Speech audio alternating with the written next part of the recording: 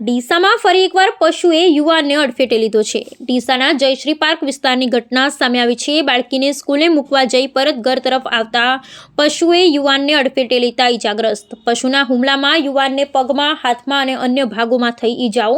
ઈજાગ્રસ્ત યુવાનને સારવાર માટે હોસ્પિટલ ખસેડવામાં આવ્યો। ડીસા શહેરમાં વારંવાર પશુના અડફેટે આવવાના અનેક બનાવો બન્યા છે। સ્થાનિક લોકોએ વારંવાર રજૂઆત છતાં તંત્ર દ્વારા કોઈ જ કાર્યવાહી થતી નથી। શાળાઓ, કોલેજો, જાહેર રસ્તાઓ, બજારો સહિતના વિસ્તારોમાં રોજે રોજ પશુઓ દ્વારા લોકોને ઈજાઓ પહોંચાડવામાં આવે છે। ઈજાગ્રસ્ત યુવાનના પરિવારે પશુઓને રખડતા મૂકતા લોકો સામે કડક કાર્યવાહી કરવા માંગ।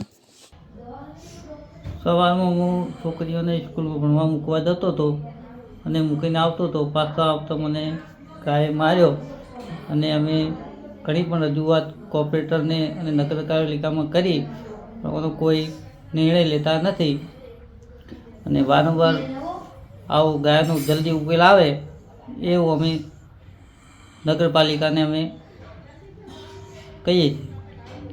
શું નામ તમારું? મારું નામ અરવિંદભાઈ નાઈક।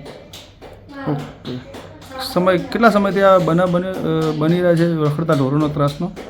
સાહેબ, કેટલાય ટાઈમથી આ ચાલુ છે। ઘણા લોકોને લગાડ્યું છે પણ એ તંત્ર કોઈ કામ હાથમાં લેતું નથી।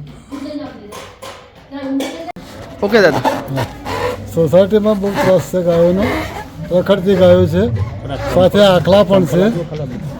ઘણા સમયથી હું આવ્યો લગભગ 1.5-2 વર્ષ થવા આવ્યો છે, ત્યારથી તો આ ત્રાસ ચાલુ છે। એના પહેલાં કેટલા સમયથી ત્રાસ હશે એની મને ખબર નથી, પરંતુ ત્રાસ તો છે જ। આ બહેનો કચરો નાખવા જતી હોય તો પણ પાછળ પડી જાય છે। એટલે આ ગાયોનો આ ત્રાસનો નિકાલ જો નગરપાલિકા કે કોઈ પણ સારી રીતે કરી શકે તો આ સોસાયટીને એનો લાભ મળી શકે રહેવાસીઓને।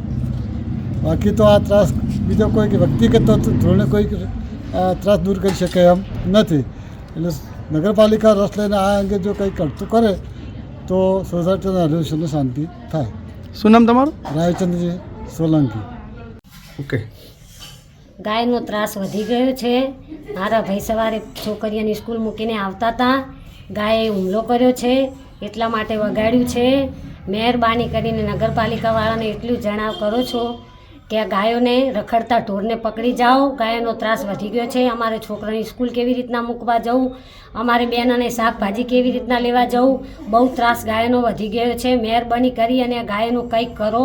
મારે ભાઈને 5 છોકરીઓ છે, આવી રીતના કોઈ વગાડી જાય ને કંઈ થઈ ગયું હોય તો કોની જવાબદારી?